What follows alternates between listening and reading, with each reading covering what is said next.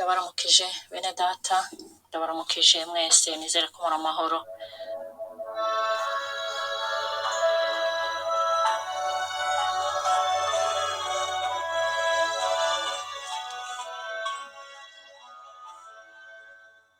Ama rero no musi tugiye kuvuga kuri ya masomo twavuze tukwiye gutangura kwiga ku bantu bifuza kuronka ubwenegihugu bwa Australia.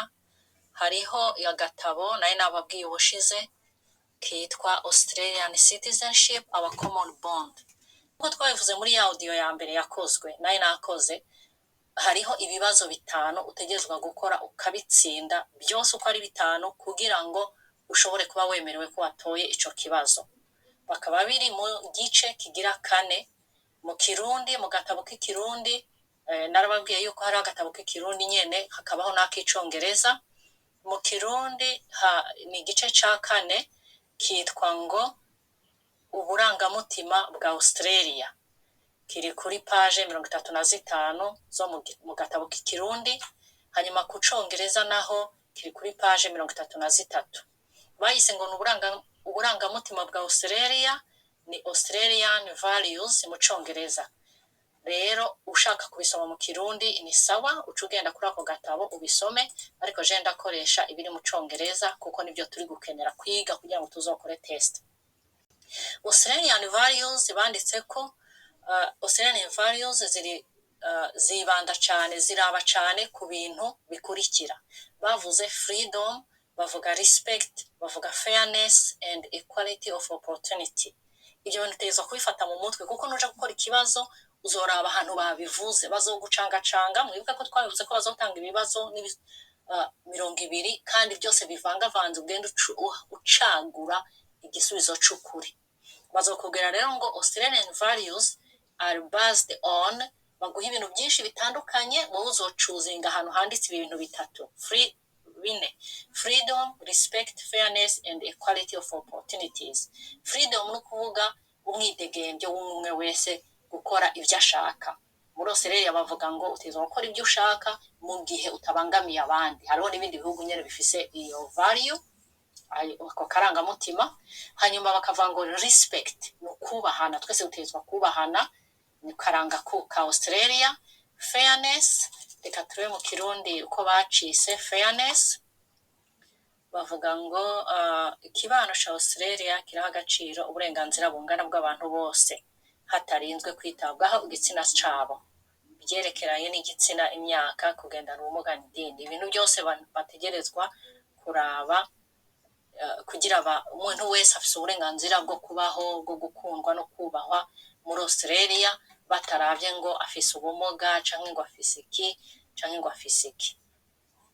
Rero bakaba bavuga ngo abantu bo muri Australia bategerezwa kuba boshikiriza ibyiyumviro byabo. Iyi ni freedom of speech. Indangamutima za Australia zishingiye ku bwisanzure, kubahana, hanyuma kurenganura no kuringaniza amahirwe.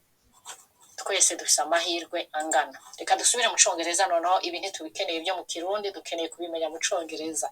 Twabivuze ko Australian values ziri based on freedom, respect, fairness na equality of opportunity. Twese dufise uburenganzira bungana, dufise amahirwe angana ku bintu biri mu gihugu ca Australia. Hanyuma rero bakavuga yuko izo values nizo zigize ubuzima bwa Australia n'abanya-Australia bose. Hanyuma bakongera bakavuga bati our values define and shape our country and they are the reason why so many people want to become Australian. Bavuga bati ibi nibyo bituma abantu bose baba abanya-Australia kuko bubahiriza uburenganzira bw'umuntu wese.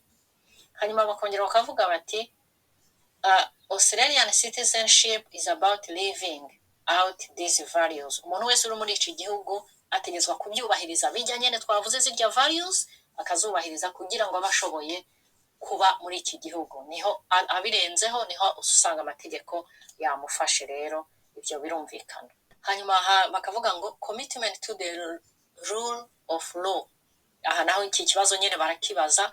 All Australians are protected by our laws and legal systems. Australians recognize the importance of laws in maintaining a peaceful and orderly society. havuga ngo abanya-Australia bose bararinzwe barakingiwe n'amategeko. Bo bazoguha ikibazo kivuga ngo all Australians are protected by, bashobore kuguha ibindi bintu bitandukanye canke baguhe bavuga mbega tuzokuba tutangiye kwiga ikibazo kugira ngo turabe ivyo canke n'undi muntu wese woronka akagufasha ukagenda ukora ikibazo uravye nuko bakibajije ukamenya uko ucishura. Niyo mpamvu ukeneye kumenya ko all Australians are protected by laws and legal systems. Hanyuma hari aho hasi hano bavuga ngo under the rule of law all Australians are equal in relation to the law and no person or group is above the law. Nta muntu n'umwe uri hejuru y'amategeko. No person is above the law. Hari ikibazo naco nyene kibazaha, baragucanga bagaca bakubwira ibindi yuko abantu bamwe bagaca bakubwira ati only men are above the law, nukuvuga ngo abagabo bonyene nibo bari hejuru y'amategeko, icyo ntugitora.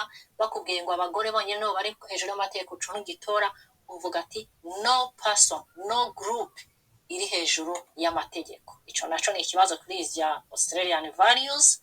Hanyuma handi bakavuga ngo parliamentary democracy, Australian system of government is a parliamentary democracy. Iki nacyo ni ikibazo bakaca bagucanga bakakubwira ngo mbega uko Australia itegetswe byitwa gute. Bagaca bakubwira bagaca baguha ibindi bintu cuzinga, hari ibyo bita republic, hari ibyo bita ibindi bindi. Uzotura handitse parliamentary democracy, ni ukuvuga ni ubutegetsi bugizwe abashinga amateka tushize mu Kirundi. Hanyuma our laws are determined by the parliaments elected by the people. Abanyagihugu bwabo niho bavuga hano hasi ngo Australian citizens nibo bonyene bajya gukora vote, bagenda gukora amatora, nibo batora bose bapfa kuba bakwije imyaka yayo. Hano hepfo bakavuga ngo the power of the government comes from the Australian people because Australian citizens vote for people to represent them in the parliament. Kubera rero iyi government ya Australia yitwa parliamentary democracy, hanyuma bakavuga ati abanyagihugu bose, abanya-Australia bose nibo bagenda gutora kugira ngo bitorere abazobarongora. Hasi hakongera akavuga ngo voting is compulsory in Australia, gutora ni itegeko ku munyagihugu wese uri muri Australia. This show the importance of participating in elections. Hanaho bashaka kukizana ari kibazo bakambwira ati mbe gutora ufise uburenganzira bwo kutaja gutora, ucuvuga no, ni compulsory, ni itegeko, umuntu wese w'umunyagihugu agomba kuja gutora. Hepfo banditse ngo hanyuma freedom of speech, no kuvuga uburenganzira bwo kuvuga ibyiyumviro byawe uko ubyumva. Baravuga ngo people in Australia should be able to express their ideas freely so long as it is within the law. Umuntu wese afite uburenganzira bwo kuvuga ibyo yiyumvira byose mu gihe biri bihuye n'amategeko ya Australia, mu gihe bitari inyuma y'amategeko.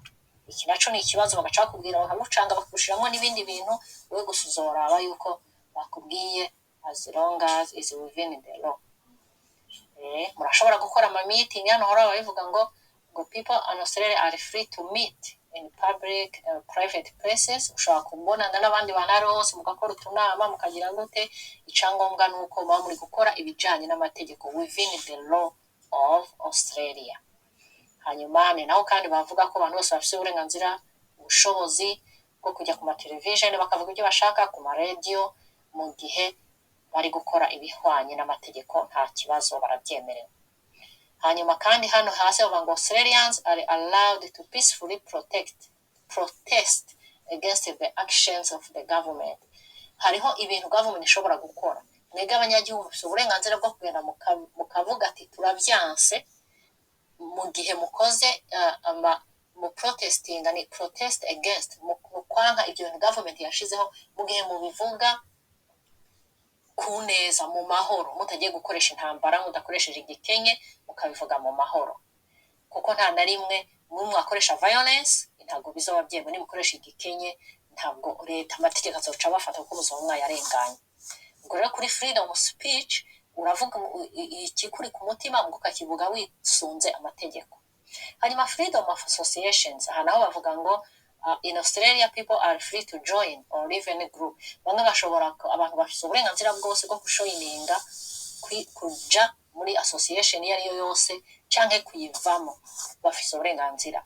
People are free to join any legal organization bashobora no kujya mu bintu byemewe n'amategeko mu ma organization aba yashinzwe n'abandi bantu ufise ubushobozi ufise uburenganzira bwo kuyajamo yaba yashinzwe bavuga iby'Imana yaba bavuga ibindi bintu bisanzwe yaba bya politike nta kibazo urayajamo ngo individuals cannot be compelled to join an organization or forced to leave it nta n'umwe ufise uburenganzira bwo kugutegeka ngo ja muri ibi canke ntubijemo n'uburenganzira bwawe niyo mpamvu rero iyo mwagiye muri ayo association ufise n'uburenganzira bwo gukora amanama muri yo mu gihe ayo manama yanyu ateza umutekano mu gihugu atarayo kwica umutekano hanyuma freedom of religion Australia has no official national religion and the people in Australia are free to follow any religion they choose nta dini nta torero nta dini na rimwe ritegetswe kuba muri Australia ku ngo umuntu wese arijemo ku ngufu kandi Australia nta dini ifise ivuga ngo nk'igihugu ngo dutegeza kuja muri iri dini oya umwe wese afise uburenganzira bwo kuja mu dini ashaka igihugu nta dini na rimwe gifise no kuvuga rero wowe uja mu dini ushaka mu gihe wumva ko riguhesheje amahoro kandi ntibemera yuko hari umuntu umwe bahatira ngo nagende kurongorwa hanaha forced marriage are against the law nta muntu uzoguteka ngo ja muri iri dini ngo ngenda kurongorwa hanaka ngo njya kurongora uyu naka oya baremerewe gukora uko babyumva mu gihe cyose bizana amahoro religious intolerance is not acceptable nibaza kugutegeka ngo ja mu idini riniri nibyo baba bakoze intolerance nta biri inyuma y'amategeko umuntu rero uzobikora azobihanirwa ego hama rero ikindi gice kivuga ngo equality of all people under the law nkuko twamaze kuvuga ko abantu bose bari mu mategeko bose bari nta n'umuri hejuru y'itegeko Australian society values the equal rights of all people abantu bose bafise uburenganzira ibyo twabivuze n'ubundi nibyo bigarutse ngaha yuko ibintu byose bikorerwa munsi y'amategeko urabyemerewe kubikora nta kibazo kuva biri mu mategeko under our laws two people can marry each other including marriage between two men or two women ibintu byandi rero bahinduye ubu urabona akagatabo ni gashasha n'amategeko bahinduye mashasha ajanye na 2024 baranditse ko umuntu wese aremerewe gushingiranwa n'undi baba abagabo baba abagore nibakikubaza muri test ntuzocuze ukurikije religion yawe uturije idini yawe ngo uko bitemewe kandi imbere y'amategeko ya Australia kuko bataraye iby'idini baremera ngo umwe wese azorongorana n'uwashaka ubwo rero nukibazwa muri test utezwa kwemera ko Australians are allowed to gushingiranwa n'uwari we wese barabyemererwa arahandi havuga ngo it is against the law to discriminate against a person because of their gender ngo ni inyuma y'amategeko birahanwa n'amategeko igihe ubujije umuntu uburenganzira bwiwe umuhoye igitsina ciwe cyangwa umuhoye idini asengamo cyangwa umuhoye ibindi bintu ibyo ari byo byose hanyuma equality of opportunity and fair go we believe that everyone deserve a fair go and people should not be limited any kind of class distinction ngo baremera neza ko abanyagihugu bose ba Australia bemerewe bose bafite uburenganzira bungana bategetswe gukora ibintu uko babyumva neza nta n'umwe ugusunitse nta n'umwe ugutegetse ngo genda ukore iki umwe wese afite uburenganzira someone achieves in life should be in the result of their hard work and talents baravuga ngo nta n'umwe wemerewe guhabwa tuvuge nk'akazi cyangwa ngo ahabwe ibindi bintu ngo nuko bamuzi ngo nuko va mu muryango uyu n'uyu oya we have a fair ngo twese dufite uburenganzira bumwe bwo kuja kwa applying akazi kandi bakaguha bakurikije hard work yawe ukukora inguvu wakoresheje mu buzima bwawe mu buzuri gukora mutual respect and tolerance for others in Australia individuals must respect the freedom and dignity of others and their opinions and choices bavuga ngo muri Australia twese dufise uburenganzira kandi dutegetswe kubaha uburenganzira bw'abandi ntihagire umuntu hutaza ntihagire umuntu ukoresha igikenye bose bafite uburenganzira bumwe bwo gucuzinga ibintu bimwe no gukora ibintu bimwe kazima ababishoboye kandi biri mu mategeko bavuze bati it is against the law to be violent towards another person nukoresha igikenye ku wundi muntu uzoca hanwa n'amategeko yaba ubikoresheje amajambo including verbal yaba ubikoresheje amaboko yawe. Physical abuse is illegal. Ukuvuga umuhanishije uhanye umuntu ukoresheje inguvu z'amaboko nawe uzobihanirwa. Uko ubabaje umuntu ukoresheje amajambo ukamubwira ijambo ribi uzobihanirwa ntiyagenda kukurega. In Australia there are very strict laws concerning the age of sexual consent. Ni ukuvuga amategeko arakaze cyane ku byerekeranye imibonano mpuzabitsina. Hano bavuga bati 16 imyaka 16 gushika ku myaka 17 bivanye n'intara abamwo. Ni ukuvuga wemerewe gukora imibonano mpuzabitsina guhera ku myaka 16 canke 17 canke se gushingirwa n'ubwo mvuze ngo ni imibonano mpuzabitsina no gushingiranwa bivanye n'intara barimo. Harimo intara zibemerera guhera kuri 16, hari n'izindi ntara zibemerera kuri 17. Batanze akarorero ngaha, in Australia a 20-year-old man cannot have sexual relations with a 15-year-old girl. Bavuga bati batanze akarorero muri Australia birabujijwe ko umuhungu ufite imyaka 20 akora imibonano mpuzabitsina n'umukobwa ufite imyaka 15 ngo kuko birabujijwe n'amategeko kandi nanone biri mu state yose ya Australia. Rero tugaca tuja hano bavuga ngo in Australia the lawful actions of the policy of the place should be supported. You should obey a lawful request from the police. Igihe abapolisi baguhagaritse mu nzira ikintu cyose bagutegetswe kugikora, niba nka kugikora uzahanwa n'amategeko, uzoba wagiye inyuma y'amategeko. Harahandi bavuga ngo Australia values the principles of mutual respect and tolerance. Ibi twabivuze haruguru. Mutual respect ni ya value nyene, respect kubahana no kubahira uburenganzira bw'ikiremwamuntu aho uri hose. Iyo ni value ya Australia. Hanyuma bakavuga ngo racism has no place in Australia. Discrimination kuvuga kwanka umuntu ngo nukubera ava mu gihugu kimiki canke ngo asuku no kurukoba canke ikintu cyacu cyose kirahanirwa n'amategeko.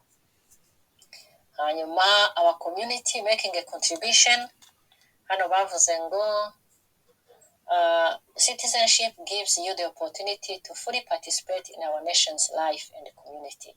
Iyo umaze guhabwa ubwenegihugu bwa Australia ngo ubuhawe uburenganzira bwo kuzokora nawe ibikorwa byawe biteza imbere igihugu. You are ready to fulfill your responsibilities as an Australian citizen. Ntabwo rero hariho ibyo utegerezwa nawe gukora nk'umunyagihugu wa Australia. Icambere usabwa gukora nk'umunyagihugu bavuze ngo compassion for those in need. Ufise uburenganzira, ufise utegetswe gufasha abandi bakeneye ubufasha bwawe mu gihe ubishoboye. Niki nacyo nakibonye mu bibazo babaza, barakubaza ngo what contribution can you give to Australia? Bagaca baguha no kuvuga niye ntererano yawe uzotanga nk'umunya Australia, bagaca baguha byinshi ukagenda ucagura. Ariho utegetswa yuko ucagura. We help each other in times of need. Akutegeza ugafata mu mutwe ukazogahiga aho bagashitse muri ibyo bibazo ukagatora. Hanyuma hari ahandi bavuga ngo English as the national language. Australian society values the English language as the national language. Kuvuga ururimi duhuriraho twese muri Australia ni English. Mu bibazo bazokucanga bagucangiremo izindi ndimi zitandukanye, biremewe ko bazivuga abanyagihugu ariko ntabwo ari yo bita national language, ntabwo ari ururimi rw'igihugu bavuga. Oya, ururimi rw'igihugu hano muri Australia ni English, niyo uzocagura. Rero bavuga ngo utegetswe kwiga English kuko niyo izotuma ukora ibikorwa byinshi bitandukanye bya hano muri Australia. Hanyuma hari kandi kavuga ngo helping to keep our society safe. In Australia we each have a responsibility to help protect Australian society. Ngo twese dutegerezwa gukora ibintu byose bizana amahoro n'umutekano bikingira igihugu ca Australia. Ubonye umubanyi wawe haraho hano bakivuga ngo if people in Australia suspect that their friend or neighbor may be planning to commit a serious crime, they should report this to Australian government. Na karorero turiko turiga muri buka turiko turiga ibyo utegerezwa gukora nk'umunya Australia. Bazogucangira mu bibazo kugira ati niye contribution wotanga akana kandi karorero ngo nimba ubonye umubanyi wawe ariko akora ibikorwa byonona umutekano n'amahoro mu gihugu utegetswa kubiripotinga ngo rero kiracuzwa kirawe, you have to report to the Australian government authorities. Ahandi naho bakavuga ngo iyo ubonye ngo umwana, you have to report a child being abused.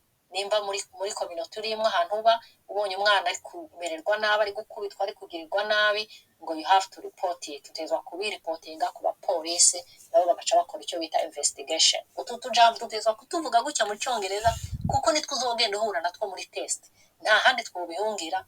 Ndabikwigishije mu Kirundi 100% ntabwo nabandi kugufasha kuzokora ya test. Hanyuma ndibaza ikini cyanyuma barangirijeho kivuga ngo loyalty to Australia. In the Citizenship pledge, Australian citizens pledge their loyalty to Australian people. Ngo niwamara kuronka ubwenegihugu uzorahirira ko uzoba umwizigirwa mu gihugu ca Australia. Hanyuma hano bakavuga ngo Australian citizens may also hold the citizenship of another country or countries in law. Donc urafise uburenganzira bwo kugira izindi ubundi bwenegihugu bw'ibindi bihugu byo aribyo byose ukabufatanya n'ubwa Australia biremewe. Icyangombwa nuko wewe ukora ibikenewe ugatanga contribution yawe ya hano muri Australia. Hanyuma hano bavuze ngo some Australian laws must also be followed by Australian citizens even when they are overseas. Ngo abanya-Australia bategerezwa gukomeza kubaha amategeko ya Australia naho baba bari mu bindi bihugu. Igihugu cyose wowe urimo ufite ubwenegihugu bwa Australia utegerezwa gukomeza to follow the Australian citizen, to follow the laws of Australia. Hanyuma hano bakavuga ngo Australian society is based on our shared obligations not to undermine Australia interest and security. Ufise nanone itegeko utegerezwa gukora ibintu byose bidatesha agaciro igihugu cya Australia n'inyungu zacu. Ukuvuga niba gufatira gukora ibikorwa bikuraho agaciro ka Australia uzoba uriko urajya inyuma y'amategeko uzobihanirwa. Mu goro iyo yose n'ama contribution bazokubaza mu bibazo iyo ugenda utwo ushobora gukora nawe kugira ngo utange intererano yawe mu gihugu. Hano bavuze ngo in Australia we come together in times of crisis and take care of each other in good times. Ngo muri Australia twese tuja hamwe igihe habaye ingorane, igihe habaye ibibazo tuja hamwe tugafashanya. Batanze akarorero igihe habaye fires, igihe habaye crisis, iminyamugigima, twese ngo tuja hamwe tugafasha. You can give food, you can give clothes, you can give any type of donation. Iyo ni contribution nayo nyene uba watanze. Hanyuma conclusion batanze bavuze ngo our democratic institutions and shared Australian values have created our peaceful and stable society. Ngo ibi byose tumaze kuvuga haruguru ni ibituma dushobora kugira society nziza, abanyagihugu beza bose bakorera igihugu. Barangije bavuga ngo mu kwitegura test yawe mu kugira ukoze ibibazo byo kuja gukora ubwenegihugu genda uje ku urupapuro rwa 44 gushika kuri 46 niho tuzoraba kandi tugarutse turaba ibibazo babaza muri ibi bya values. Ukuvuga izi zari inyigisho gusa kugira ubanze utahure, bigusaba rero kubyumviriza kandi ugaca usoma aya mapaje nakubwiye ukagenda ubisoma ukabitahura ugafata utujambo tugenda tugaruka mu Cyongereza hanyuma ukitegura kuja gukora. Sawa, murakoze, nizere ko bizobafasha. Murantunga nagenda bivuga nabi nta kundi biri mu Cyongereza kandi test dutegereza kubikora mu Cyongereza, aho rero murantunga. Hama rero nkuko mubyumva turarangije igice cya 4 twagiye twerekana utuntu dutandukanye bashobora kubaza mu bibazo, ariko akono garuka ko nikajya kavuga ngo fair go no kugira twese uburinganire bungana, twese tukangana imbere y'amategeko nko abanga all Australians are equal under the law. Mu kuvuga imbere y'amategeko twese turangana, men and women, abagabo ndetse n'abagore. Hari n'ahandi kandi bavuze hano kuri conclusion yuko these values have created a rich and unique culture. Ngo izo values zose tumaze kuvuga ubwo burangamutima bwose nibwo bwakoze igihugu kimwe gifise umuco umwe utunze kandi ukomeye ari wo abanyagihugu bose bagenderaho. Yego rero ndarangije, mbifurije kuzokora neza, mbifurije kubitahura kandi mbifurije amahoro n'amahirwe muri byose mu buzima bwanyu. mu banyu ndetse no mu byanyu, muze mubone ibyiza byose. Imana izikomeze kubana namwe muri byose. Murakoze, mubana amahoro.